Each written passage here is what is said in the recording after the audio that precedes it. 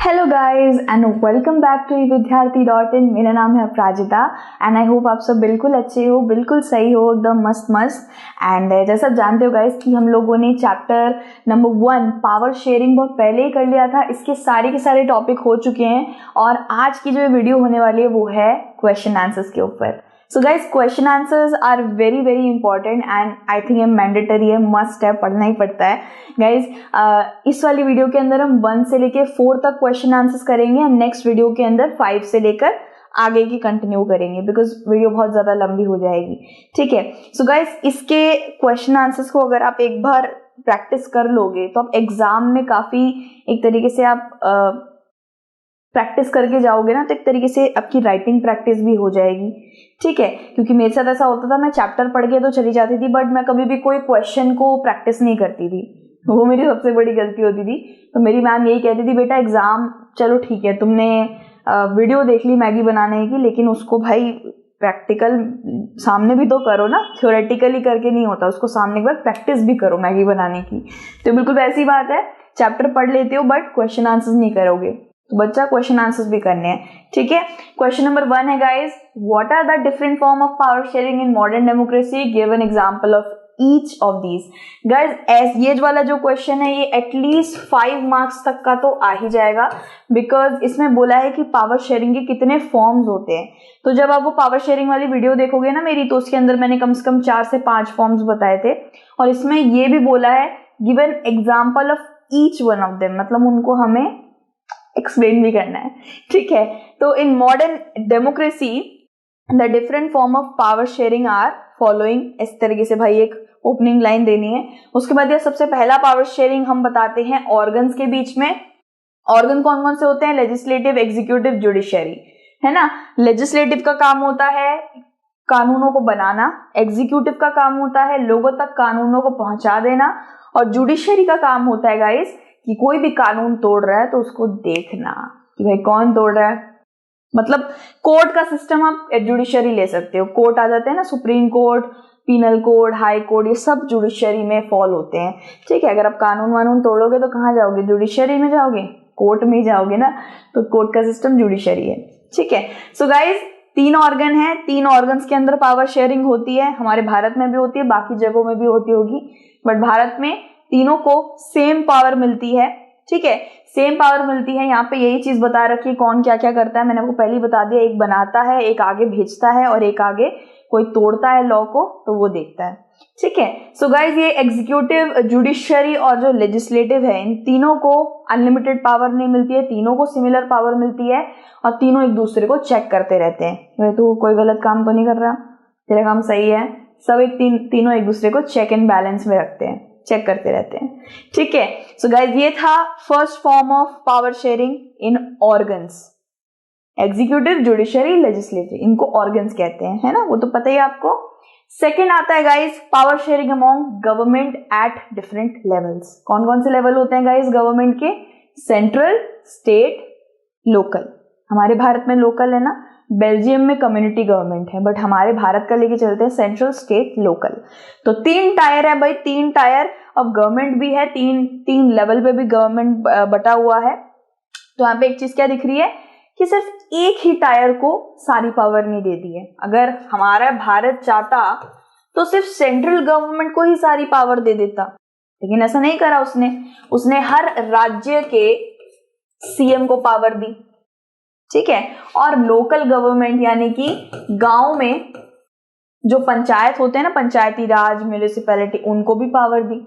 So power sharing is good, मतलब ताकत को बांट देना चाहिए, कोई भी दंगे फसाद नहीं होंगे, किसी का कोई दिल नहीं दुखेगा। बिल्कुल ऐसी बात है गाइस कि जैसे घर में मम्मी ने मैगी बनाई, ठीक है, सबको एक एक कटोरी में मैगी दी, सबको सेम अमाउंट मैगी दी, थोड़ी सी भी लड़ाई नहीं होगी। लेकिन वहीं पे कल ही हुई है मेरे घर में लड़ाई। मेरी मम्मी ने मेरे भाई को आइसक्रीम दी, मेरी बहन के लिए बचा ली, मैं सो गई थी, मुझे आइसक्रीम ही नहीं दी, अब मेरी आइसक्रीम कोई पेल गया। मैंने बोला ये तो गलत है भाई, तो मैंने दंगा कर दिया छोटा सा। तो वही गाइस वही बात है, घर से ले लो या गवर्नमेंट से ले लो या भारत में ले लो, कुछ भी ले लो, पावर सब में बटी रहे, सेम रहे, इक्वालिटी मिले तो कभी कोई दिक्कत नहीं आएगी। ठीक है, सो गाइस पावर हमने ऑर्गन में देख ली शेयर होती है। और लेवल्स में भी होती है guys, national, state and local level. National मतलब कि सेंट्रल गवर्नमेंट, स्टेट मतलब कि state government and local level यानी कि लोकल गवर्नमेंट। ठीक है, तो पावर को डिवाइड कर दिया जाता है इंडिया के अंदर ही। देख लीजिए guys, there is a division of power between central and state, और स्टेट गवर्नमेंट की अपनी थोड़ी थोड़ी पावर वो लोकल गवर्नमेंट को देता है। आप सोच रहे हो यहाँ पे सिर्फ सेंट्रल है, स्टेट है, लोकल का है? तो देखा जाए तो दोस्तों, लोकल जो गवर्नमेंट होती है ना, उसको स्टेट से पावर मिलती है थोड़ी बहुत। लेकिन देखा जाए तो इंडिया के अंदर सेंट्रल गवर्नमेंट के पास ही अपमोस्ट पावर है, उसी के पास सबसे ज्यादा पावर है, क्योंकि गाइस सेंट्रल गवर्नमेंट पूरे भारत को संभाल रहा है, पूरे के पूरे भारत को। स्टेट गवर्नमेंट के लोग सिर्फ एक राज्य को संभाल रहे होते हैं, और लोकल गवर्नमेंट के लोग गाँव को संभाल रहे होते हैं। लेकिन इनके पास ज्यादा पावर होनी चाहिए ना, क्योंकि ये पूरे भारत को संभाल रहे हैं। ठीक है, अगर अब मैं एक और एग्जांपल में समझाऊं तो पीएम ले लीजिए। अभी के वक्त पे श्री नरेंद्र मोदी जी पीएम है, आगे जाके चेंज होंगे पता नहीं। 2022 में नरेंद्र मोदी जी हैं, वो सेंट्रल गवर्नमेंट से आ रहे हैं। ठीक है, अब मैं बोलूंगी उनका तो एक ही काम है, बस दिल्ली संभालते हैं वो। नहीं, दिस इज रॉन्ग, वो पूरे भारत को संभालते हैं। ठीक है, अब स्टेट गवर्नमेंट की बात करें तो हर एक स्टेट, हर एक राज्य का एक एक सीएम है, लेकिन उसको तो बस एक राज्य संभालना पड़ता है। पीएम को, नरेंद्र मोदी जी को पूरा भारत संभालना पड़ता है, तो इसलिए थोड़ी सी पावर इनको ज्यादा मिल रही है, विच इज फाइन। ठीक है, and guys you know there are also 3 lists. मतलब हम कितने बटे हुए हैं यार, हमने कितने लोगों को पावर बांट रखी है ना भारत में।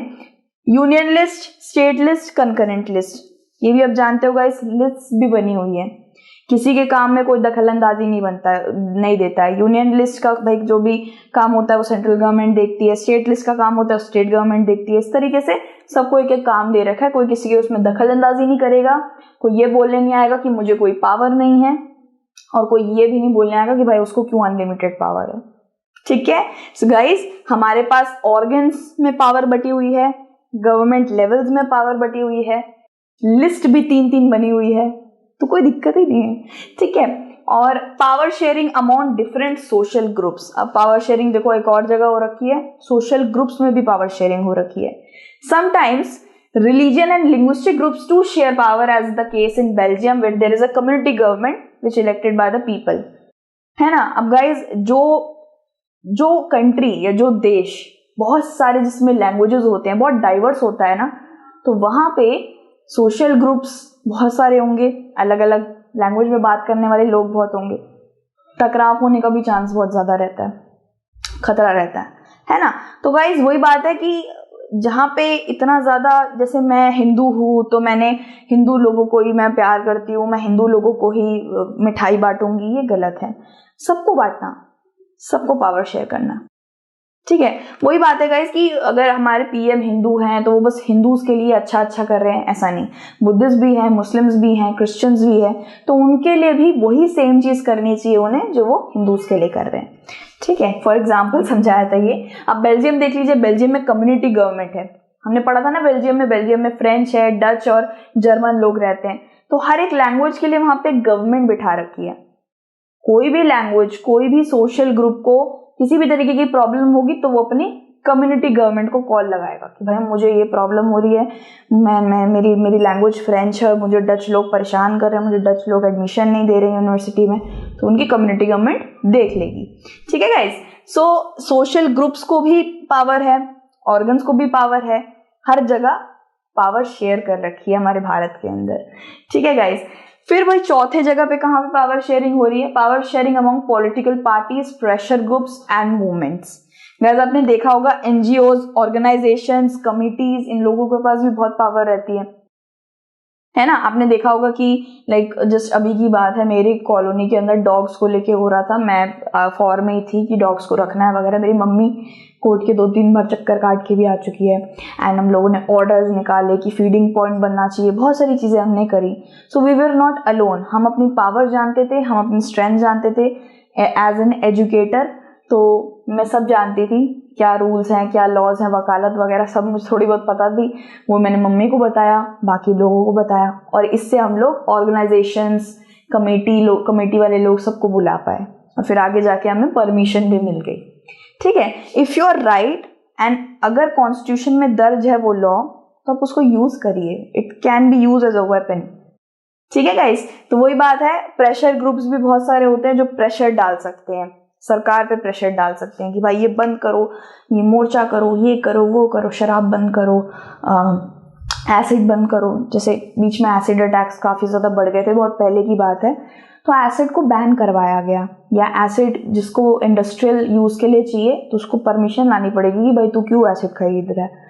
तो ये सारी चीज़ लेकर और ये सब प्रेशर ग्रुप्स ही कर पाते हैं, इनके पास बहुत पावर होती है, और NGOs के पास, ऑर्गेनाइजेशंस के पास, सबके पास बहुत पावर होती है। ठीक है, sometimes power is shared by different political parties having different ideologies, such alliance form coalition government. ये भी है गाइस, कोलिशन गवर्नमेंट का मतलब मैं आपको यहीं पे समझा देती हूँ। कोलिशन गवर्नमेंट मतलब कि 2 पार्टी या 3 पार्टी एक साथ मिलके आगे जाके गवर्नमेंट बना रही है, this is called coalition government. ठीक है, अब 1977 से 1979 के बीच में जब मोरारजी देसाई PM थे शायद, तब कोलिशन गवर्नमेंट फॉर्म हुई थी। किसके साथ हुई थी गाइस? कांग्रेस के साथ और जनता पार्टी के साथ। ये 2 पार्टियों ने मिलकर गवर्नमेंट बनाई थी, तो दिस इज कोलिशन गवर्नमेंट। जब आपको लग रहा है आपका पलड़ा थोड़ा सा हल्का है, आपने अकेले नहीं जीत सकते हो, तो एक ऐसी पार्टी के साथ मिल जाना चाहिए विच इज वेरी स्ट्रांग। ठीक है, तो इस तरीके से भाई आप आगे जाके आपके चांसेस हैं कि आप ही जीत जाओ और गवर्नमेंट बना लो। ठीक है, तो दिस इज कोलिशन गवर्नमेंट।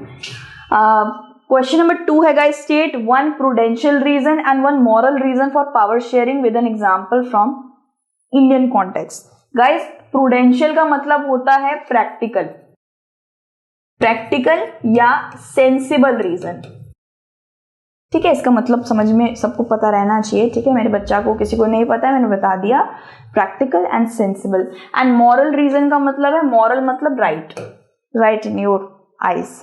ठीक है, तो हमें क्या रीजन देना है, किसके ऊपर? पावर शेयरिंग के ऊपर देना है with an example from Indian context. तो बहुत इसका आंसर ये गाइस कि एक तो ये वाला हो गया गाइस, ये आपका मॉरल रीजन हो गया, मतलब राइट रीजन ये हो गया कि भारत में पावर शेयरिंग जरूरी इसलिए है क्योंकि भारत एक बहुत ज्यादा मल्टी कल्चरल सोसाइटी है।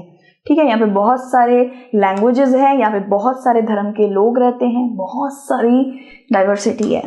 ठीक है, यूनिक। सो पहला तो ये कि पावर शेयरिंग इसलिए जरूरी है। दूसरा ये कि India is a democratic country, मतलब कि इंडिया की सरकार को, भारत सरकार को आम आदमी बनाती है और हर आम आदमी के पास पावर होनी चाहिए। अब आप सोचो आपके पास कहाँ से पावर है पावर है भाई, बहुत सारी पावर है।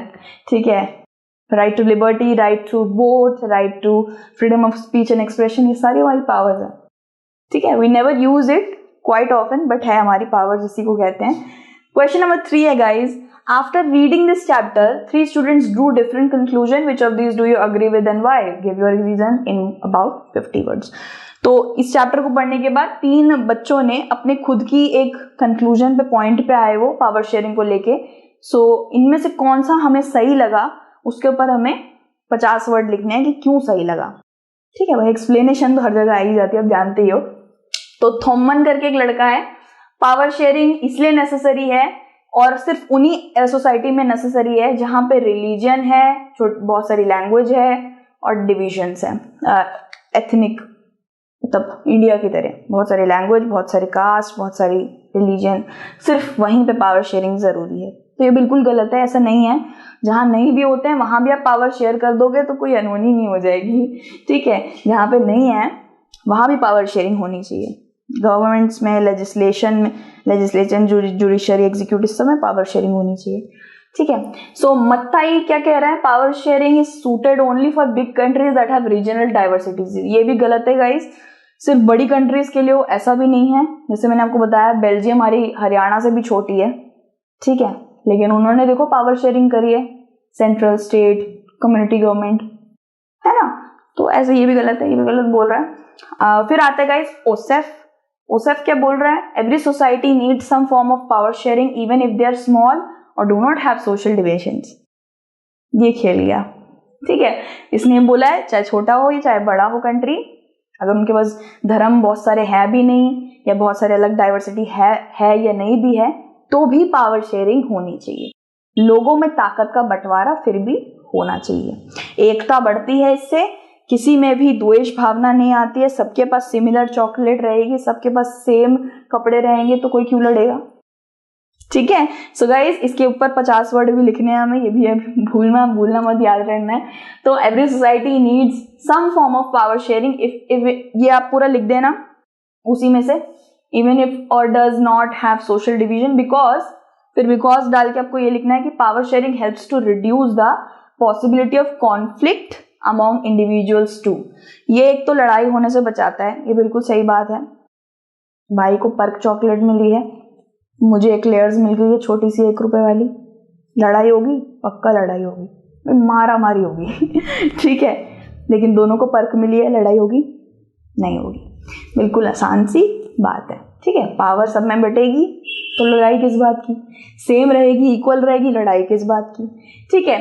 सो सबके ओपिनियंस अलग होते हैं गाइज, एंड मतलब आप अपनी फैमिली का भी देख लीजिए, सबके ओपिनियन अलग होते हैं। किसी को पिज्जा खाना है, किसी को डोसा खाना है, तो सबसे ओपिनियन पूछ लेना चाहिए, एंड फिर आप एक पर्टिकुलर डिसीजन सबकी रजामंदी से बना रहे हैं, वो ज्यादा बढ़िया है। अपने आप से एक डिसीजन ले लिया, फिर उनकी हर्ट होगी ना फीलिंग्स, तो वो सही नहीं है। Such differences may be resolved, responsibilities and powers are divided. ठीक है, डिवाइड होनी चाहिए पावर, गवर्नमेंट से लेकर, घर से लेकर, सबके पास पावर डिवाइड होनी चाहिए, और पावर शेयरिंग हर जगह चलनी चाहिए, whether it's a big society or it's a small society. ठीक है। क्वेश्चन नंबर 4 है guys, the mayor of Merchtem a town, क्या नाम बोला यार, आई डोंट नो इसको कैसे प्रोनाउंस करते हैं, बट ये बेल्जियम की लैंग्वेज में मृक्तेम पता नहीं कैसे बोलते हैं। तो मृक्तेम अ टाउन नियर ब्रसल्स, ये टाउन का नाम है ब्रसल्स के अंदर। ठीक है, you know guys Brussels Belgium की कैपिटल है, has defended a ban on speaking French in the town school. ठीक है, उन्होंने ये बोला गाइस कि फ्रेंच पर बैन लग जाना चाहिए। ठीक है, जिससे वो भी डच सीखे, और डच स्पीकर जो होते हैं जिनको फ्रेंच नहीं आती, तो फ्रेंच लोग डच सीखेंगे और डच लोग उनसे क्या कर पाएंगे, उनसे बातचीत कर पाएंगे, उनके साथ रह पाएंगे फ्लेमिश रीजन में। तो फ्रेंच ही बैन कर दो, क्या फुद्दू बात है यार, क्यों करे फ्रेंच बैन, हद है। So do you think that this measure is in keeping with the spirit of Belgium's power sharing arrangement? No. तो सबसे पहली बात इसका आंसर क्या है guys? No, this measure is not in keeping with Belgium's power sharing arrangement. क्यों? क्योंकि the arrangement seek to maintain peace between the French and Dutch speaking communities. ना ही फ्रेंच आप बैन करिए, ना ही आप डच बैन करिए। ठीक है, अगर जिसको डच पीपल से बात करनी है वो डच सीखे, जिसको फ्रेंच से बात करनी है, बट कोई लैंग्वेज में आप बैन करिए। By banning French the mayor will cause civil unrest. French ban हो जाएगी तो लोग आरती तो उतारेंगे नहीं यार, फ्रेंच लोग, है ना, बुरा तो सभी को लगेगा कि भाई फ्रेंच क्यों बैन कर दी। अब इंडिया में समझ लीजिए हिंदी बैन कर दी, मैं सोच भी नहीं सकती क्या होगा फिर ठीक है, बहुत लोग सड़क पे आ जाएंगे, धुआंधाई हो सकती है भाई, बहुत ज्यादा बुरी हालत हो सकती है। सो किसी को भी छेड़िए मत, तीली ना लगाइए, जैसा चल रहा चलने दीजिए। ठीक है, कुछ बैन वैन ना करिए फालतू का ही। सो द लैंग्वेज शुड, भाई वो मेयर है तो क्या हुआ, मेयर है, मृक्तेम का मेयर है, कुछ भी है, मेयर से ज्यादा पॉपुलेशन है, वो तुझे खा जाएगी ठीक है। सो द लैंग्वेज शुड, मतलब वही बात है कि एक बंदे की रजामंदी, एक बंदे के आइडियल्स से आप इतने सारे करोड़ों पॉपुलेशन को बैन करा देंगे उनकी फ्रेंच, तो वो तो गलत है। ठीक है, so the language should be made acceptable in town school, the bilingual education system will be better way to integrate the people of town. तो वही बात है गाइस, दोनों ही लैंग्वेज हर जगह रहनी चाहिए, एजुकेशन हर जगह दोनों लैंग्वेज रहनी चाहिए। फॉर एग्जाम्पल गाइस, मेरा school, my school was Bengali school, ठीक है, बट वहां पे बहुत सारे हिंदू बच्चे भी पढ़ते थे, सॉरी हिंदू तो सभी थे, हिंदी बोलने वाले बच्चे भी पढ़ते थे, sorry my bad. So guys वहाँ पे 2 सब्स्टिट्यूट सब्जेक्ट थे, संस्कृत भी था, बंगाली भी था। तो मैंने संस्कृत लिया, मैं बंगाली हूँ बट स्टिल मुझे बंगाली पढ़नी नहीं आती है, सो आई चोज संस्कृत। तो ये चीज़ होनी चाहिए गाइज कि आप किसी के लिए ऐसा ना कर दो कि भाई तुम पंजाबी हो लेकिन यहाँ तुम्हें मराठी पढ़नी पड़ेगी, डालो कि मराठी और संस्कृत दोनों, तो वो संस्कृत ले लेगा बच्चा। ठीक है, सो गाइज इस तरीके से सारी चीजें चलनी चाहिए, by not banning someone, not banning something. तो यहाँ तक हमारे 4 क्वेश्चन हो चुके हैं, बहुत ही डिटेल तरीके से यार पढ़ा दिए हैं। If you have any kind of queries बता सकते हो कमेंट बॉक्स में, और जरा ये भी बताना वीडियो कैसी लगी। ठीक है, मेरे को कमेंट बॉक्स आपका पढ़ना बहुत अच्छा लगता है। ओके, सो बच्चा ये क्वेश्चन नंबर 5 से लेकर जितने भी बाकी हैं हम कंटिन्यू दूसरी वीडियो में करते हैं। ठीक है, तो अब दूसरी वीडियो में मिलना और स्टे सेफ, स्टे हैप्पी। मैं ऐसे ऐसे करती रहती हूँ तो God bless you everyone and take care, bye bye.